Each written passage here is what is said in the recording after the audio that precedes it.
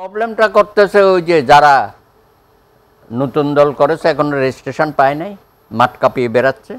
ভালো করেন না, ইউনিট সরকারকে মহা সংকটে ফেলার জন্য তারা এইসব কর্মকাণ্ড করতেছে। তাদের এজেন্ডা কি আছে আমরা জানি না, হিডেন এজেন্ডা থাকতে পারে। ইলেকশন ছাড়া যদি ক্ষমতার অংশীদারিত্ব হইতে পারেন তো দরকারটা কি ইলেকশন করার? এই জুলাই সনদের মধ্যে কি কি গুরুত্বপূর্ণ বিষয় আছে? না, যেমন ধরেন ওনারা বেশি জোর দিচ্ছেন সংবিধানের উপর, 70 অনুচ্ছেদ ধরেন, তারপরে প্রধানমন্ত্রী পরপর এক ব্যক্তি থাকা ইত্যাদি, রাষ্ট্রপতির ক্ষমা সম্পর্কিত এই বিষয়গুলো, তারপরে ধরেন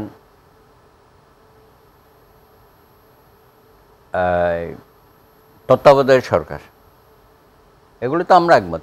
সেটার রূপরেখা কী হবে? যেমন 13th অ্যামেন্ডমেন্টে সেটা পুরোপুরি সদ্য বিদায়ী প্রধান বিচারপতি তিনি উপদেশ। তো আমরা গণফোরামের পক্ষ থেকে আমরা সেই সিস্টেমটা রাখতে চেয়েছি। তো তারা বলছে যে না, একটা কমিটি হবে, সেখানে প্রধানমন্ত্রী, বিরোধী দল, স্পিকার, ডেপুটি স্পিকার, এরকম একটা কমিটি করে দেবে এবং টাইম বেঁধে দিচ্ছে, এত ঘন্টার মধ্যে এই ঘটনা ঘটবে, পরের ঘটনা এইভাবে ঘটবে। হ্যাঁ, যদি তারা ঐক্যমতে না পৌঁছতে পারে, হ্যাঁ, তখন ওই ত্রয়োদশ সংশোধনীর যেটা সেখানে অপশানটা রেখেছে। তো ঠিক আছে, আমরা আমাদের প্রস্তাব দিয়েছি, যেহেতু একটা পাল্টা প্রস্তাবও আসছে এবং আমাদেরটাও রেখেছে, তো আমরা এটা তো একমত হয়ে যেতে পারি। এইরকম কিছু ছোটোখাটো বিষয় হয়তো, হ্যাঁ, বিএনপি তো বলেছে যে ভাই আমরা তো ঐক্য হয়ে গেছে আমাদের, সেগুলো আপনি দিয়ে দেন। আর কত? সালাউদ্দিন সাহেব তো প্রতিনিয়ত ওখানে কথা বলেই যাচ্ছেন অত্যন্ত আন্তরিকভাবে। বরঞ্চ প্রবলেমটা করতেছে ওই যে যারা নতুন দল করেছে এখনো রেজিস্ট্রেশন পায় নাই, মাঠ কাঁপিয়ে বেড়াচ্ছে। ভালো করেন। তারা যে বক্তব্যগুলো দেয়, পিআর ছাড়া নির্বাচন হবে না, এই নির্বাচন কমিশনের অধীনে নির্বাচন হবে না, দেশের পরিবেশ পরিস্থিতি ভালো না, হ্যাঁ, এইসব কথা বলে ওইটার সাথে আবার জামাত আর ইসলামিক আন্দোলন তারা একই সুরে কথা বলছে। কিন্তু তারা তো সেই সংস্কার কথা বলছে যে এভাবে যদি সংস্কার না করা হয় তাহলে স্বৈরাচার আবারও ফিরে আসবে। সেই সংস্কার তো হচ্ছে, হবে না কে বললো? কিন্তু তারা যে নতুন নতুন প্রস্তাব বা দাবি নিয়ে আসছে, এটা তো আসলে এই মুহূর্তে আমাদের দেশে তো এটা গ্রহণযোগ্য না, তাই না? বিএনপি তো দ্বিকক্ষ বিশিষ্ট রাজি হয়েছে, আমরাও রাজি হয়েছি। সমস্যা কোথায়? সমস্যা হচ্ছে তারা ঘুরে ফিরে এখন নির্বাচনটা হতে দেবে না। আপনি তো দীর্ঘদিন ধরে রাজনীতির মাঠে আছেন। এই যে 90 সালের পরে যে হয়েছিল, ঠিক আছে, তিন জোটের রূপরেখা হয়েছিল, তো সেটা তো বাস্তবায়ন হয়নি। তো এটাও হবে, এটা আপনি কি করে বলছেন? না, আমার মনে হয় অনেক পরিবর্তন হয়েছে আমাদের মধ্যে। রাজনৈতিক দলগুলো অনেক শিকার বিষয় ছিল বিগত দিনগুলো, তো প্রত্যেকেরই ভুল ছিল।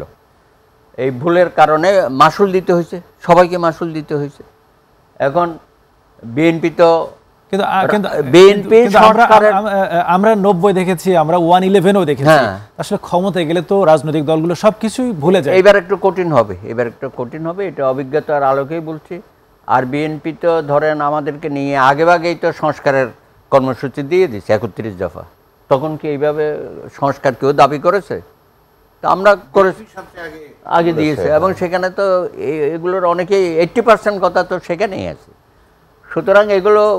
সুতরাং তারা যে নতুনভাবে বিতর্ক সৃষ্টি করে, তারা কি আসলে সহযোগিতা করছে তত্ত্বাবধায়ক সরকার, ইউনিট সরকারকে, না ইউনিট সরকারকে মহা সংকটে ফেলার জন্য তারা এইসব কর্মকাণ্ড করতেছে? তাদের এজেন্ডা কী আছে আমরা জানি না, হিডেন এজেন্ডা থাকতে পারে।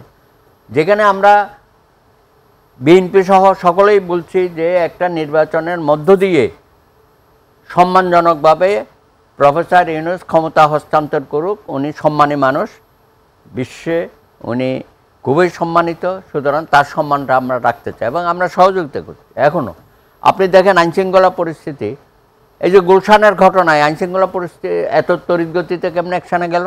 অর্থাৎ আমাদের পুলিশ বন্ধুরা আন্তরিক হলে সব কিছু করতে পারে, কিন্তু বিষয়টা হচ্ছে তারা যখন কোনো ঘটনা ঘটায় পটিয়াতে কি হয়েছে?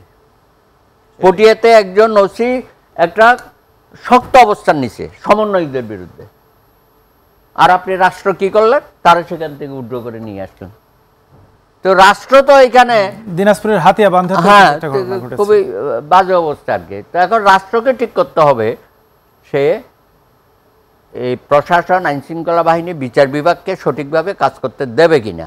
বিচার বিভাগ অস্থিরতা চলতেছে, এখনো পর্যন্ত বিচারকরা সঠিকভাবে, আপনারা দেখছেন, আদেশ রায় এগুলো দিতে পারছে না, নানান রকমের ভয়ভীতি তাদের উপর চেপে বসে আছে। দাদা আমি একটু আপনাকে করি, সেটা হচ্ছে যে এইটা বুঝতে হবে সমন্বয়করা, মানে প্রফেসর ইউনূসের তো একটাই কনসার্ন, সেটা হলো সমন্বয়ক বা নতুন দল। সমন্বয়করা ইতিমধ্যে চারিদিকে যে সুনাম অর্জন করে ফেলেছে, সন্ত্রাসে, চাঁদাবাজিতে, সব কিছুতে, তো এটা যদি আরও কিছুদিন কন্টিনিউ করে তাহলে এটা কোন লেভেলে যাবে, কোন ম্যাগনিটিউডে যাবে, এটাও কিন্তু বুঝতে হবে। আপনি ইলেকশন ছাড়া যদি ক্ষমতার অংশীদারিত্ব হইতে পারেন, তো দরকারটা কি ইলেকশন করার? সেটা এনসিপির নেতাকর্মীরা করছে, বিভিন্ন মন্ত্রণালয়ে তারা বসে আছে। গুলশানের ঘটনায় তো একজনকে বলাই হলো যে সে হোম মিনিস্ট্রিতে দায়িত্বপ্রাপ্ত, এবং রেলে যান, অন্যান্য জায়গায়, সেখানে তাদের সমন্বয়ে লোকজন বসে আছে, এনসিপির লোকজন বসে। প্রতিশ্রুতিশীল তরুণ বিগত আন্দোলনে বহুদিন পরে আমরা পেলাম। আমরা 52 দেখেছি, 62 দেখেছি, 69, মুক্তিযুদ্ধ, এমনকি 90।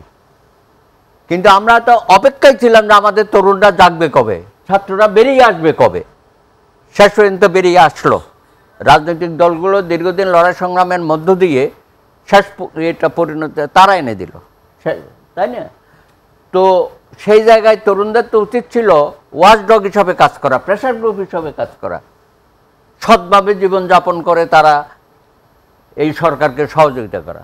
এখন কি কারণে তারা একটা রাজনৈতিক দল করে ক্ষমতায় যেতে চায়, এবং এক একজনের বক্তৃতা দেখেছেন?